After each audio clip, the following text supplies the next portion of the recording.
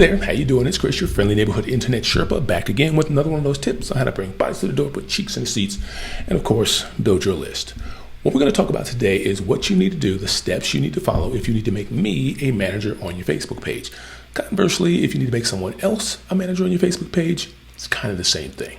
All right, so there's a couple of things that you need to know right up front. When you first log into Facebook, chances are you may do it one of two ways. You may actually physically log in each time, or you may automatically be logged in. Doesn't really matter. It's just you need to understand what state Facebook thinks you are. In other words, who does it think you are at the time? Because it may think that you're your page, or it may think that you're you as the person. To make changes to your Facebook page, Facebook needs to be looking at you, or you need to be acting as the page. So if you take a look in the upper left-hand corner right here, you'll see this is my name. This is me acting as myself. Also, if you look in the upper right-hand corner, you'll see that there's that logo right there.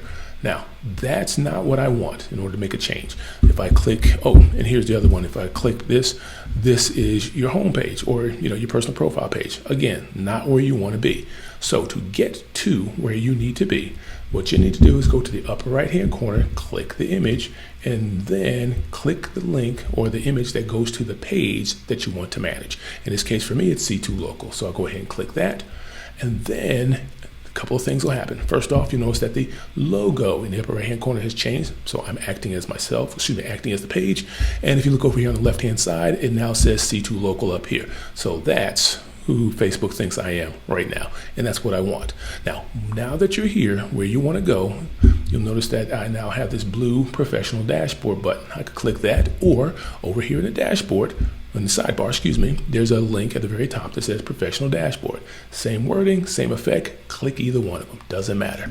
Now, once you click that, then what we're looking for is this link right here that says page access. Go ahead and click that, and it'll bring you to the page where you need to do your business. So what you're gonna do is come to where it says add new, and then pay attention to this box right here. And this is simply the be careful box, meaning that if you make someone a manager and give them privileges on your page, make sure it's somebody that you trust. Simple as that. So we're gonna go ahead and click next. And once you're get here, this is where you select the person who you want to make a manager on your page. Now, if you're using me, I've made it easy for you because I am the only Christopher Major Carter on Facebook. There's a ton of Chris Carters out there, like there's a ton of John Smiths. There's a ton of names. It's amazing how many names are repeated. I guess at this point in history, that's just the way it is. But I'm the only Christopher Major Carter on Facebook. So if you need me, type in Christopher Major Carter, I'll pop up, click it, and we'll go to the next step. Now, in my case, I'll probably do what you're going to do. You either search by name or search by email. If the person that you're going to use tells you what their email address, probably a little faster. If not, you're just going to have to type in their name and go down through the list of names or faces that you have and try and pick the right one. In my case, I'm going to, hit the wrong thing.